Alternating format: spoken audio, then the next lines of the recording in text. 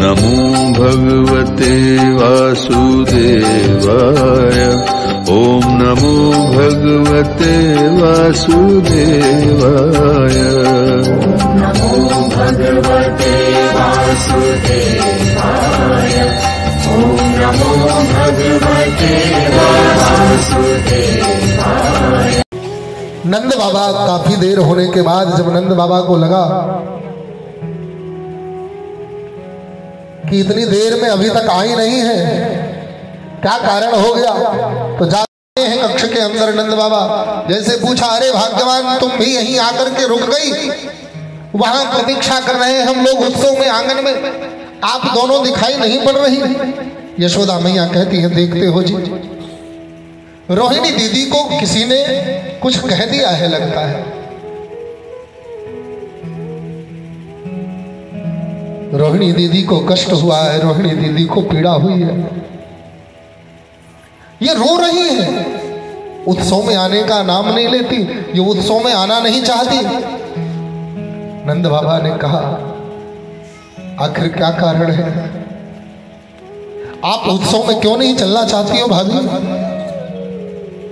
अरे बड़े परिश्रम बड़े प्रयास से ये चौथे पन में तो आज जाकर के हमको लल्ला प्राप्त हुआ है, और इस लल्ला के खुशी में उत्सव में अगर मेरे ही घर की सदस्य अगर उत्सव में ना जाए तो फिर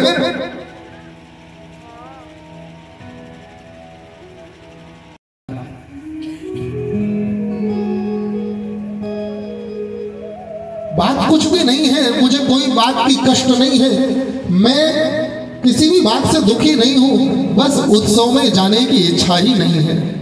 भाभी आखिर क्यों नहीं है, कुछ तो कारण होगा, कुछ तो कारण बताओ। नंद, ऐसा कोई कारण नहीं है।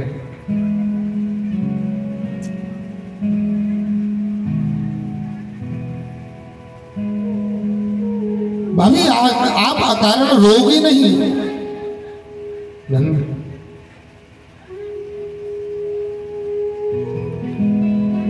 आज मैं अपने कर्म पर रो रही हूं, अपने भाग्य पर रो रही हूं।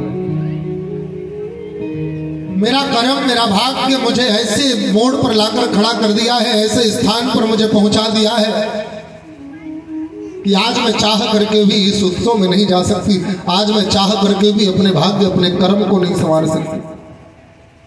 क्या हुआ बाबा? बढ़कर और कोई कष्ट की बात हो सकती है क्या? ऐसा क्यों बोल रही हो? नंद, जिस स्त्री का पति जो सुहागिन अपने पति के बिना अकेले रह रही हो, उसका पति किसी बंधन में हो, उसका पति कहीं जेल में हो, किसी राजा के दंड का अपराधी हो, वो स्त्री बड़ा श्रृंगार करे तो किसके लिए करे? वो स्त्री भला किसी उत्सव में जाए तो किसके बिना किसके साथ जाए? किसकी कृपा से जाए? किसके साथ उत्सव मनाए? किसकी कृपा से जाए? किसके साथ उत्सव मनाए? को ना तो श्रृंगार करना चाहिए और ना ही किसी उत्सव में जाना चाहिए। आज मेरे साथ ये दोनों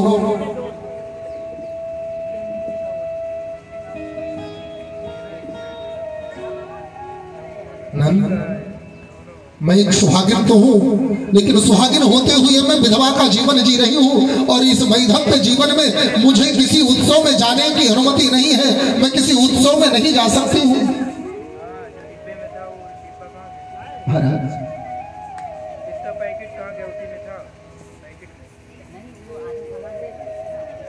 आज किसी भी प्रकार की जबरदस्ती नहीं चलेगी, आज मैं किसी की भी कोई भी बात नहीं मानूंगी।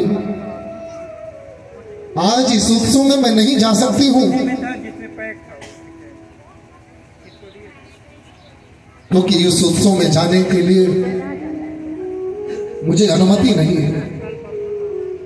नंद बाबा कहते हैं, भाभी एक बात बताओ, जो आपने स्वप्न देखा था जब आपके गर्भ आया था, तो परमात्मा की योग माया ने स्वप्न में आकर के आपसे कुछ कहा था, याद है? हाँ नंदी याद है बाबू, योग माया ने क्या कहा था कि ये लल्ला भी वसुदेव का है, देवकी का है, लेकिन संकर्षण के माध्यम से ये आपके गर्भ में स्थापित है और चिंता मत करना, उन्हीं देवकी और वसुदेव का अंश इस नंद भवन में इस लल्ला के जन्म लेते ही आएगा और ये दोनों एक साथ जीवेंगे, एक साथ बढ़ेंगे, एक साथ अधर्म का नाश करेंगे, धर्म का उत्थान करेंगे। हो ना हो कि वसुदेव भैया और देवकी भाभी की ही कृपा का फल है कि जो मेरे भी घर लल्ला हुआ है, मेरी भी गोद आज हरी भरी हुई है और साथ में आपका लल्ला जो परमात्मा का अंश है, जो परमात्मा भक्तों के लिए अपने नियम बदल देता है, अपने संकल्प तोड़ देता है, उस परमात्मा के लिए भला इस दुनिया के नियम, दुनिया के संकल्प तोड़ने में क्या बुराई है। रोहिणी भाभी विचार करती है कि रोहिणी चा महाभागा नंद गोपाभिनंदिता व्यचरद दिव्यवासः स्कंठाभरण भूषिता।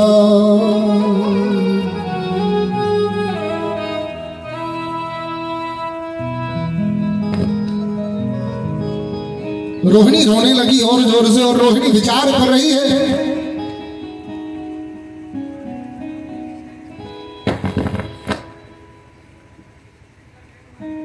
विचार करते करते कह पड़ी है, सही कह रहे हैं। प्रबल प्रेम के पाले पड़कर प्रभु को नियम बदलते देखा, अपना मान भले टल जाए भक्त का मान न टलते देखा। जो परमात्मा भक्तों के मान को, भक्तों की लाज रखने के लिए अपना संकल्प तोड़ देता है, उस परमात्मा के लिए भला कौन सा नियम। और तो और वो सामर्थ्यशाली है, उस सामर्थ्यशाली परमात्मा के लिए कोई नियम नहीं है। समर्थ कहो नहीं दोष गोसाई, समर्थ को नहीं दोष गोसाई, समर्थ को नहीं दोष गोसाई, समर्थ को नहीं दोष गोसाई, रवि पावक सुर सरी की नाई, रवि पावक सुरी सरी की नाई। सिया राम जय राम जय जय राम, सिया राम जय राम जय जय राम।